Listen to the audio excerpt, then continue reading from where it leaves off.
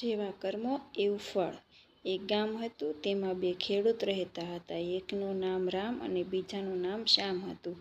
આમ આ બંનેએ ખેતરમાં શાકભાજીની ખેતી કરી, પરંતુ રામ એ ખૂબ જ લાલચુ હતો। તે વખતે શ્યામે ડુંગળીની ખેતી કરી અને તેનો પાક સારો થયો, એટલે તે ખૂબ જ ખુશ થયો અને બંને જણા વાતો કરતા હતા કે આ વખતે તો ડુંગળીનો પાક ખૂબ જ સારો થયો છે। અને આ વખતે ડુંગળીની ખેતી ક્યાંય વધારે થઈ ન હતી, એટલે ડુંગળીની માંગ પણ વધારે હતી અને ભાવ પણ વધારે હતો। એટલે તે વિચારે છે કે આ વખતે મને સારી કમાણી થશે। પરંતુ રામ મનમાં વિચારે છે કે મેં તો એવું વિચાર્યું હતું કે ફક્ત મારો જ ફાયદો થશે, પરંતુ એવું થયું ન હતું। તે એક ડુંગળીથી ભરેલો કોથળો લઈ ઘરે જાય છે અને કહે છે, આ વખતે તો શ્યામના ખેતરમાં પણ ખૂબ જ સારી ડુંગળી થઈ છે। અને એની પત્નીને કહે છે। પછી તે બજારે જાય છે અને શ્યામની બાજુવાળી જગ્યાએ બેસી જાય છે। પછી શ્યામ પૂછે છે, અરે રામભાઈ, તમે આવી ગયા? ત્યારે રામ બોલે છે, હા, મારે પણ ડુંગળી વેચવાની છે।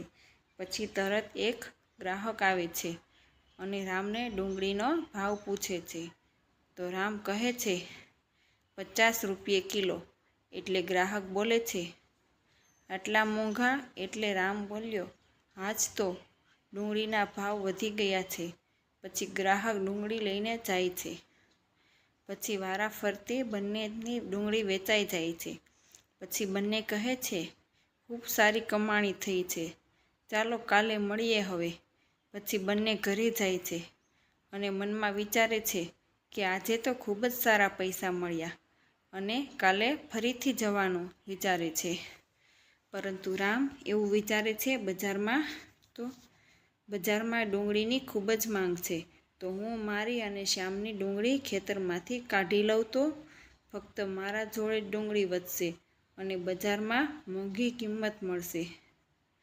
પછી તે એક યુક્તિ વિચારે છે અને રાતે રામ અને શ્યામ અને પોતાના ખેતરની બધી જ ડુંગળી કાઢી લે છે અને તેમના ઘરમાં જઈને મૂકી દે છે। બીજા દિવસે શ્યામ પોતાના ખેતરમાં જઈ જુએ છે અને વિચારે છે, ત્યારે એને ખબર પડે છે કે કોઈકે તેની બધી ડુંગળી કાઢી લીધી છે અને તે રડવા લાગે છે। અને પછી ત્યાં રામ આવે છે અને પૂછે છે, શું થયું ભાઈ? ત્યારે શ્યામ કહે છે, જુઓ, તમારા અને મારા બંનેના ખેતરમાંથી કોઈને ડુંગળી કાઢી લીધી છે।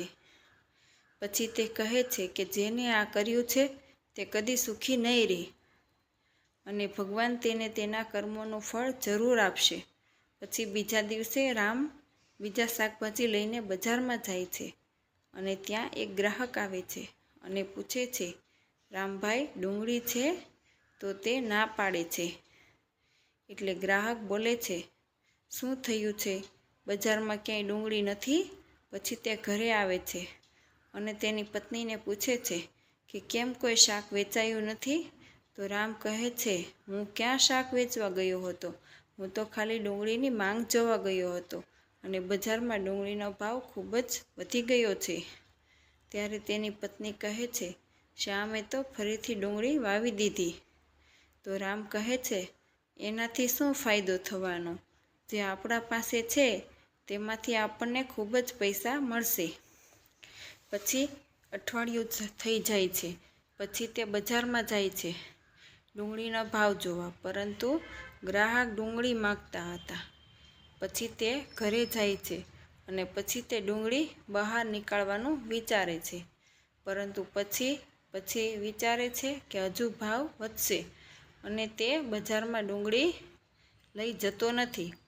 પછી તે બીજી વખત બજારમાં જાય છે તો બધા ગ્રાહકો ડુંગળીની ચર્ચા કરતા હોય છે। ગ્રાહકો કહે છે કે 1 મહિનો થઈ ગયો પરંતુ ડુંગળી ક્યાંય નથી। પછી ગ્રાહકો તેને પૂછે છે કે રામભાઈ, ડુંગળી લાવ્યા છે?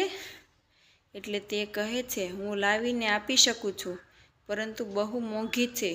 એટલે ગ્રાહકો કહે છે, ગમે એટલી મોંઘી હોય તો લઈ આવો, તે 100 રૂપિયે કિલો મળશે, એવું કહે છે। પછી તે ઘરે આવે છે, ડુંગળી જ્યાં મૂકી હોય છે તે ઓરડો ખોલે છે પરંતુ તેમાંથી બહુ જ ખરાબ દુર્ગંધ આવતી હોય છે. પછી જોયું તો બધી ડુંગળીઓ બગડી ગઈ હોય છે અને ત્યાં શ્યામ આવે છે ડુંગળી લઈને અને કહે છે, મારા ખેતરમાં નવી ડુંગળી આવી છે, તે વેચવા જઉં છું.